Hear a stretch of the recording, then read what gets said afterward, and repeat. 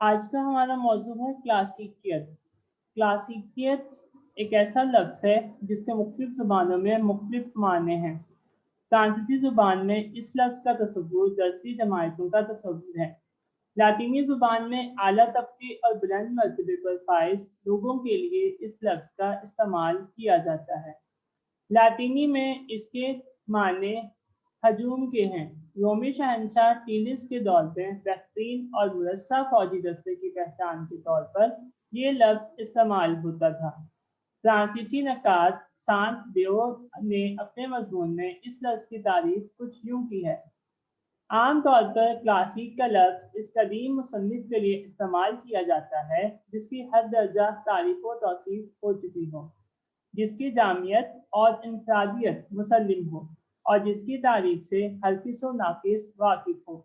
Classic एक ऐसे कदीम मुसन्निफ को कहा जाता है जो अपने मखसूस असलूब में अपना सानी ना रखता हो और इसकी हैसियत मुस्निद और मुसल्लिम हो।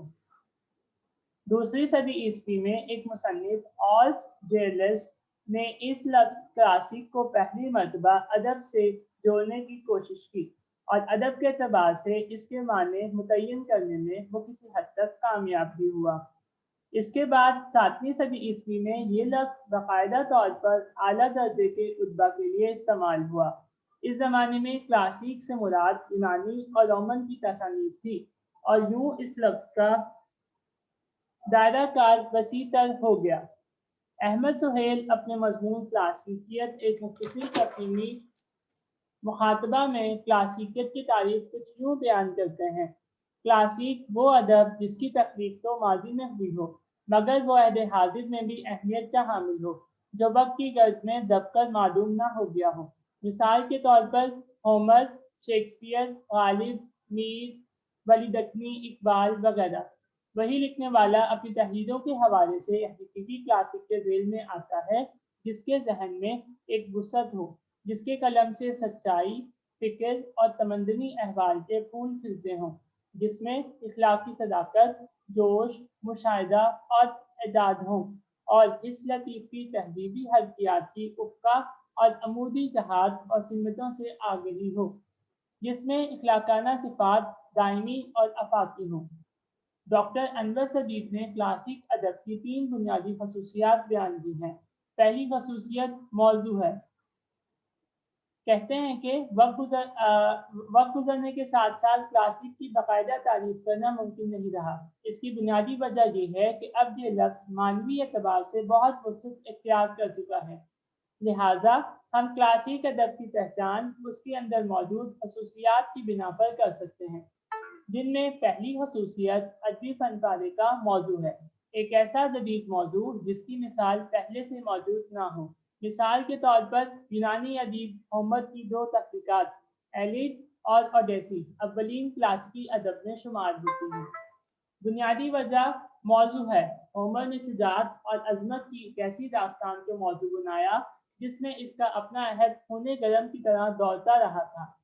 होमर की तख्लीक़ात का मौजू आने वाले दौर में भी पुराना नहीं हुआ, बल्कि हर दौर के लिए उसने वही काम किया जैसा अपने अहद में किया था।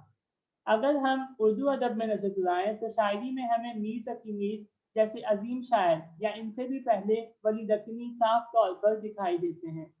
मौजू ऐसा होना चाहिए जो किसी एक मिल्लत, कौम और नस्ल को ज़ाहिर ना करता हो, बल्कि जो रंग, कौम, मुल्क, नस्ल हर तरह के इम्तियाज़ात से मावरा हो, जिसकी हैसियत दवामी हो। उर्दू अदब में इकबाल के कलाम का मौजू यही हैसियत रखता है। बज़ाहिर तो हमें यूँ महसूस होता है कि ये कलाम सिर्फ मुसलमानों के लिए मखसूस है, लेकिन गौर-व-फ़िक्र करने वाली आँख ये देख सकती है कि उनके कलाम का मौज़ू पूरी दुनिया के हर इंसान के लिए मख़सूस है। दूसरी ख़ासियत असलूब।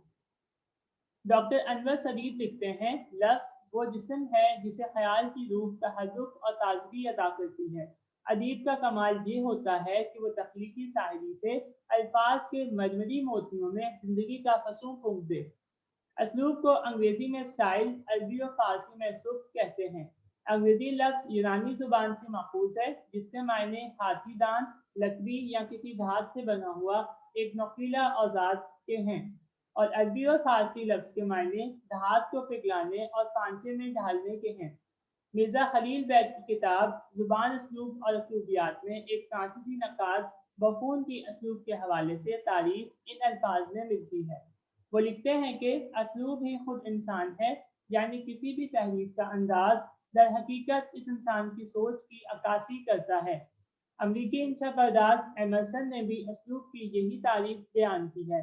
انسان کا اسلوب اس کی ذہنی آواز ہے۔ ایک ادیب کلاسیک کے درجے پر اس وقت پہنچتا ہے جب وہ اپنی زبان پر پورا عبور رکھتا ہو۔ وہ اس بات سے پوری طرح باخبر ہو کہ کون سا لفظ کب، کہاں اور کیسے استعمال کیا جائے گا۔ اسلوب کی یہی رعنائیاں میتھو آرنلڈ نے ہومر اور نکٹر کی تخلیقات سے، عابد علی عابد نے بلیدکنی، فردوسی اور حاسن کے کلام سے، حافظ کے کلام سے اور جی ایم آئر نے شیکسپیئر اور پوپ کی منظومات سے تلاش کی ہیں۔ تیسرا اور آخری خاصیت، شخصیت۔ جیسا کہ مندرجہ بالا دو خصوصیات کو بیان کیا گیا، ان دونوں کا تعلق اس تیسری خصوصیت سے بڑا گہرا ہے۔ ایک جدید موضوع کا خیال، ایک شاندار اسلوب تیار کرنے کا طریقہ صرف ایک ایسے انسان کے اندر ہی پیدا ہو سکتا ہے جس کے مشاہدے میں بڑی گہرائی موجود ہو، جس کی سوچ ایک عام انسان یا عام ادیب سے بڑھ کر ہو، یعنی جس کی شخصیت عام انسانوں سے بالکل مختلف ہو۔ کلاسیکیت تکمیل فن کی آواز ہے۔ ایک عظیم موضوع، ایک شاندار اسلوب ایک ایسے شخص کے ذہن میں پیدا ہو سکتا ہے جو مہذب ہو۔ تحریر میں موجود شائستگی عوام کو زیادہ متاثر کرے گی۔ کلاسیکیت سے مراد ایک ایسا ادب ہے کہ جس میں ہر زمانے کے شخص کو اپنا چہرہ نظر آئے۔ مثال، ایک ہمیں خیال تھے آنکھوں میں سبھی کے سو چلو، ایک ہمیں خیال تھے آنکھوں میں سبھی کے سو چلو، بلبلو خوش رہو اب تم گل و گلزار کے ساتھ۔ یہ ایک ایسا شعر ہے جو آج سے 2 یا 3 صدی پہلے لکھا گیا، لیکن آج 21ویں صدی میں پڑھنے والا انسان بھی اس شعر کے موضوع اسلوب میں اوس آ جاتا ہے۔ شیکسپیئر، غالب، اقبال اور فردوسی، پاسکل، یہ وہ عظیم شخصیتیں ہیں جنہوں نے ایک ایسا ادب تخلیق کیا کہ جس میں ہر زمانے کے انسان کو اپنا چہرہ نظر آتا ہے۔ اردو ادب میں بلیدکنی سے لے کر مولانا الطاف سنہالی کے زمانے تک کلاسیکی ادب متعین کیا گیا ہے۔